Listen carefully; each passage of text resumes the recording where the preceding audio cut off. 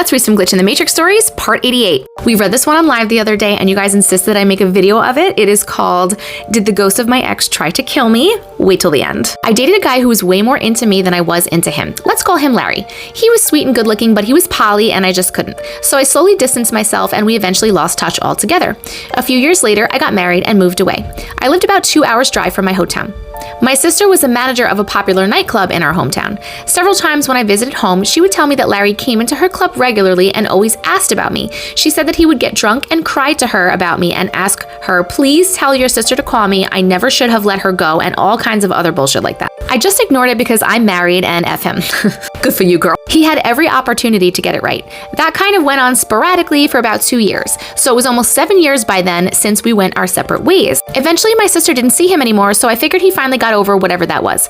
Around that time, I, with my husband and our baby, moved back home and I started having dreams about Larry. The dreams felt very real and vivid. I could barely tell the dreams from reality. The dream was always the same. Larry and I would be together and he said, come to my house to see me. And then I would see a house that I recognized because it was on a street across from a playground where I took my son. The image of the house would be almost like an aerial view. Then I would wake up. A couple of times I would feel tempted to go to that house and ring the bell. No. I sometimes drove past it for no reason except to look at it. I had noticed it even before the dreams because it looked like a dollhouse to me.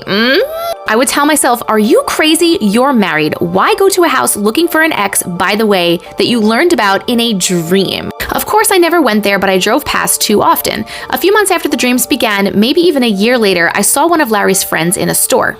I told him hi and I asked, how is Larry doing? He said, oh, didn't you know? Larry was really sick and he died a couple of years ago. I didn't know and I was sad and I cried so much after I learned and I was very curious about how he died.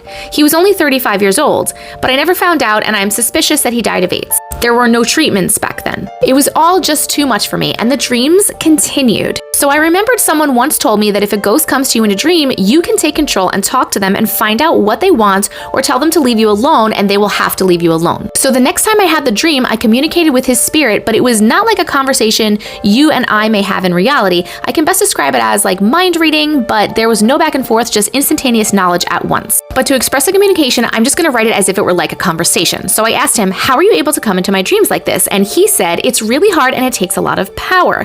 I said, why do you keep asking me to come to your house if you're dead? He seemed confused and then he said, I think if you go there, you can get to me. He's dead, right? So I said, I can't come to you and you stop coming to my dreams. I instantly woke up and I have never dreamed of him again. But here is something else crazy. The house is no longer there, just grass and trees like it never existed. Was a ghost trying to kill me? Was that house a portal?